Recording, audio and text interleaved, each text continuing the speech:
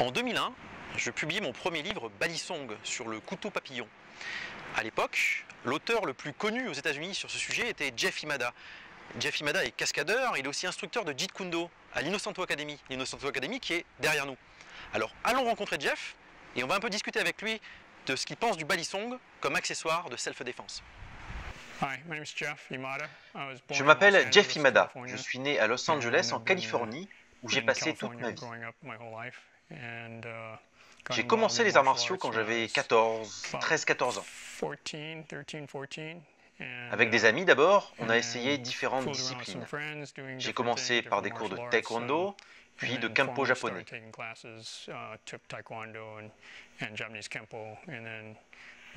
Puis ensuite, j'ai rencontré M. Innocento. Et j'ai eu la chance de pouvoir apprendre le Jeet Kune Do et avoir l'autorisation de l'enseigner, ainsi que les arts martiaux philippins. J'ai commencé dans la cascade au moment d'aller à l'université. J'étais étudiant en prépa médecine et j'ai eu des premières opportunités de travail dans le business du cinéma. D'abord pour y faire des petits boulots, puis j'ai bien accroché et au lieu d'aller à la fac de médecine, je me suis dit que j'allais passer quelques années dans l'industrie cinématographique pour voir et que je pourrais toujours revenir aux études plus tard. Et bien sûr, cela n'est jamais arrivé. Parmi les meilleurs souvenirs de tournage que j'ai depuis ces années de travail dans la cascade cinéma, ça fait combien? 37 ans, je crois, quand même, 37 ans. Mon meilleur souvenir est d'avoir travaillé pour John Carpenter. J'ai eu la chance d'être le coordinateur des cascades pour nombreux de ses projets. Ça a commencé avec Big Trouble in Little China, qui a été une expérience très fun et devenu un classique des films d'arts martiaux. Puis travailler pour Curtis Hanson sur LA Confidential et 8 Miles aussi fut une excellente expérience.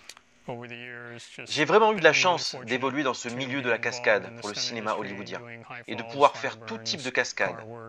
Des chutes de grande hauteur, des cascades pyrotechniques, des cascades auto, etc.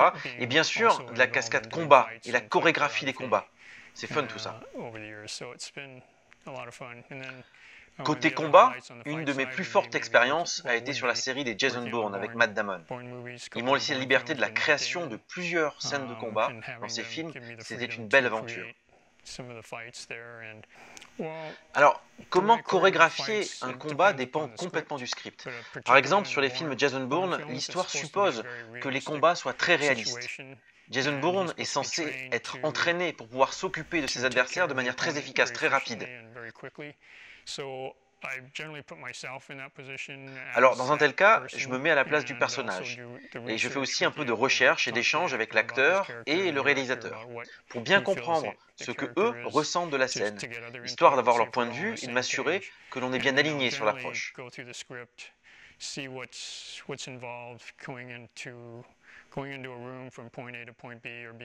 Et ensuite, il faut prendre le script du point A au point B et voir comment on s'y rend.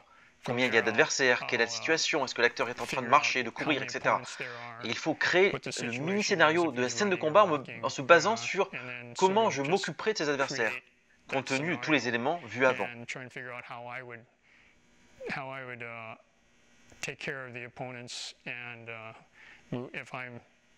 En allant le plus vite possible pour les Jason Bourne et en étant le plus réaliste possible, comme si j'étais moi-même en situation réelle.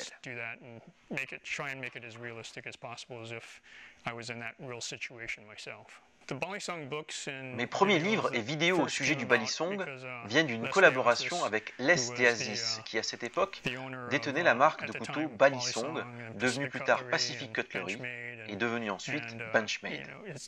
Les DeAziz est originaire des Philippines. Il avait le projet de réaliser des Balisong, le couteau papillon philippin, avec une excellente qualité de production.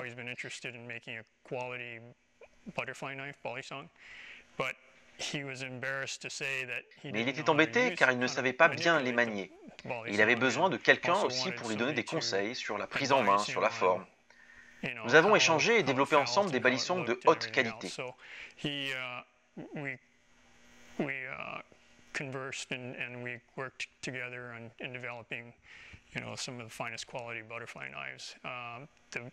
Ils étaient différents des balisongs des Philippines, plus légers. La manipulation était différente. Les couteaux de l'Est des Aziz étaient fabriqués depuis des blocs d'acier. Les branches avaient donc un poids très différent. Il fallait donc adapter un peu les techniques.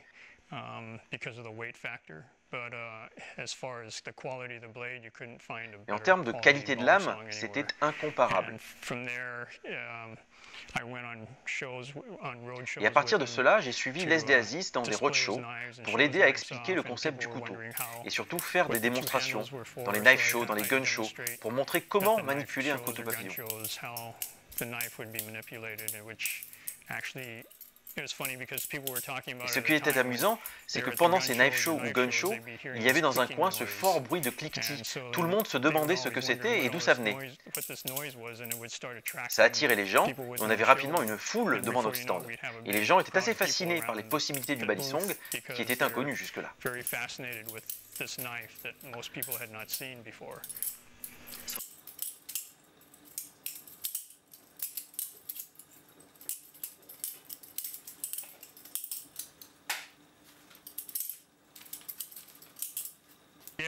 Après quelques années, Les Aziz avait réussi à vendre ses balisongs avec succès.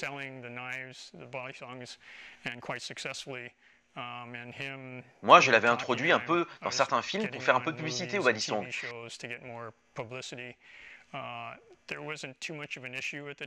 Il n'y avait pas de problème de législation à l'époque.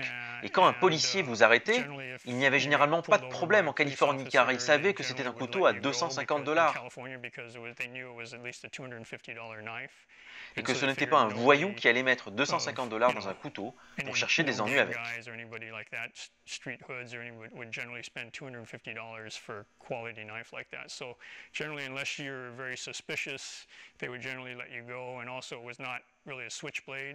Puis légalement, ce n'était pas un cran d'arrêt, ce qui était interdit. Il fallait le manipuler pour l'ouvrir, pas de bouton. Mais cela changea après les importations de balisongs économiques. C'était des couteaux qui valaient $20, $30, $40. Les gosses dans les rues s'en procuraient.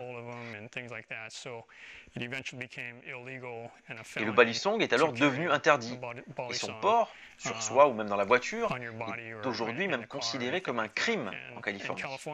C'est un peu absurde, car le port d'une arme à feu est considéré comme moins grave que le port d'un balisong en Californie. Ce qui n'est pas vraiment logique.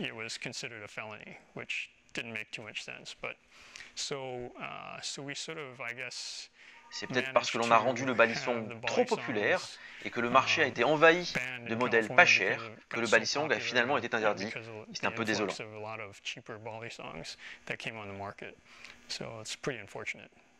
Le balisong est un excellent accessoire de self-défense, là où il est autorisé. On peut l'utiliser fermé, comme un yawara.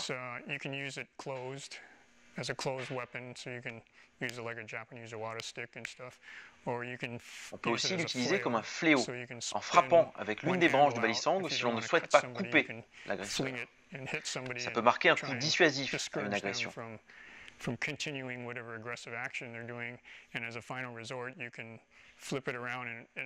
Et puis, en l'ouvrant rapidement, ça peut aussi impressionner un agresseur qui verra que sa victime maîtrise le couteau. Cette surprise de quelques secondes peut donner un avantage dans la situation. Bon, et puis bien sûr, en tout dernier recours, le balisong est un excellent couteau. Mais il est intéressant de voir la gradation offensive ou défensive que permet le balisong.